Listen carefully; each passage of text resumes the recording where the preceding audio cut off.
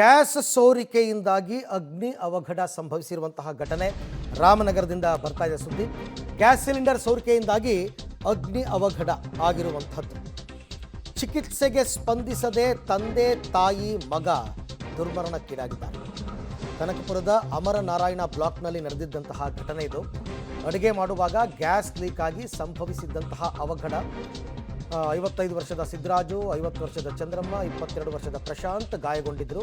ಅವ್ರನ್ನ ಬೆಂಗಳೂರಿನ ವಿಕ್ಟೋರಿಯಾ ಆಸ್ಪತ್ರೆಗೆ ರವಾನಿಸಿ ಚಿಕಿತ್ಸೆಯನ್ನು ಕೊಡಿಸಲಾಗ್ತಾ ಇತ್ತು. ಚಿಕಿತ್ಸೆ ಫಲಕಾರಿಯಾಗದೆ ಮೂವರು ದಾರುಣವಾಗಿ ಸಾವನ್ನಪ್ಪಿದ್ದಾರೆ. ಎಂಥ ದುರ್ಘಟನೆ ನೋಡಿ ಇದು.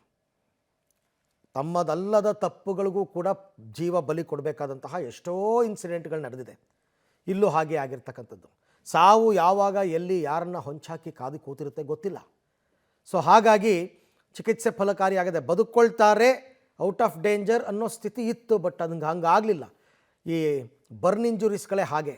ಮೊದಲ 2 ದಿನ ಪರವಾಗಿಲ್ಲ, ರಿಕವರ್ ಆಗ್ತಾರೆ ಅಂತ ಅನಿಸುತ್ತೆ. 3ನೇ ದಿನದಿಂದ ಶುರುವಾಗುತ್ತೆ ಕತೆ. ಈ ಬಗ್ಗೆ ಮತ್ತಷ್ಟು ಮಾಹಿತಿ ನನ್ನ ಕೊಲೀಗ್ ವಿನಯ್ ಅವರಿಂದ ಪಡ್ಕೊಳ್ಳೋಣ. ವಿನಯ್, ಕುಟುಂಬ ಯಾರು, ಇವರು ಹಿಂದೆ ಮುಂದೆ ಯಾರಿದ್ದಾರೆ, ಏನು ಕತೆ, ಬದುಕೊಳ್ತಾರೆ ಅನ್ನೋ ಒಂದು ಆಶಾಭಾವನೆ ಇತ್ತು, ಅದು ಆಗಲಿಲ್ಲ. ಖಂಡಿತವಾಗ್ಲೂ ಅರವಿಂದ್, ಏನೋ ತಿಂಡಿ ಬೇಯಿಸುವಾಗ ಅಡಿಗೆ ಅನಿಲ ಸೋರಿಕೆಯಾಗಿ ಅಗ್ನಿ ಅವಘಡ ಏನ್ ಸಂಭವಿಸಿತ್ತು. ಈ ನೆಲೆಯಲ್ಲಿ ಗಾಯಗೊಂಡಿದ್ದಂತಹ ಮೂವರು ಕೂಡ ಸಾವನ್ನಪ್ಪಿರುವಂತಹ ಘಟನೆ ಕನಕಪುರ ನಗರದ ಅಮರನಾರಾಯಣ ಬ್ಲಾಕ್ ನಲ್ಲಿ ನಡೆದಿರುವಂತದ್ದು. ಕಳೆದ 4 ದಿನಗಳ ಹಿಂದೆ ಈ ಒಂದು ಅಗ್ನಿ ಅವಘಡ ಸಂಭವಿಸಿತ್ತು. ಸಿದ್ದರಾಜು ಎಂಬುವರು ಏನೋ ಬೋಂಡಾ ವ್ಯಾಪಾರವನ್ನ ಮಾಡ್ಕೊಂಡಿದ್ರು. ಜೊತೆಗೆ ಚಂದ್ರಮ್ಮ ಹಾಗೂ ಪುತ್ರ ಪ್ರಶಾಂತ್ ಕೂಡ ಅವರ ಜೊತೆಯಲ್ಲೇ ತಿಂಡಿಗಳನ್ನ ಬೇಯಿಸ್ತಿದ್ರು. ಈ ಸಂದರ್ಭದಲ್ಲಿ ಗ್ಯಾಸ್ ಲೀಕೇಜ್ ಏನಾಗಿದೆ, ಇದರಿಂದಾಗಿ ಬೆಂಕಿ ಹೊತ್ತಿಕೊಂಡು ಮೂವರಿಗೂ ಕೂಡ ತೀವ್ರತರದ ಸುಟ್ಟ ಗಾಯಗಳಾಗಿತ್ತು. ಕೂಡಲೇ ಗಾಯಾಳುಗಳನ್ನ ಬೆಂಗಳೂರಿನ ವಿಕ್ಟೋರಿಯಾ ಆಸ್ಪತ್ರೆಗೆ ಕೂಡ ರವಾನಿಸಿ ಚಿಕಿತ್ಸೆಯನ್ನ ಕೊಡಿಸಲಾಗ್ತಾ ಇತ್ತು. ಆದ್ರೆ ಚಿಕಿತ್ಸೆ ಫಲಕಾರಿಯಾಗಿದೆ. ಈಗ ಮೂವರು ಕೂಡ ಸಾವನ್ನಪ್ಪಿರುವಂತದ್ದು.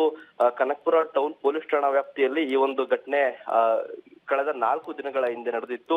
ಆ ಚಿಕಿತ್ಸೆಯಿಂದ ಗುಣಮುಖರಾಗ್ತಾರೆ ಅನ್ನೋ ಒಂದು ಆಶಾಭಾವನೆ ಇತ್ತು. ಇದೀಗ ಒಂದೇ ಕುಟುಂಬದ ಮೂವರು ಕೂಡ ಚಿಕಿತ್ಸೆ ಫಲಿಸದೆ ಸಾವನ್ನಪ್ಪಿರುವಂತಹ ಒಂದು ದಾರುಣ ಘಟನೆ ನಡೆದಿರುವಂತದ್ದು. Arvind, right, thank you Vinay. ತಮ್ಮೆಲ್ಲ ಮಾಹಿತಿಗಾಗಿ ಧನ್ಯವಾದ.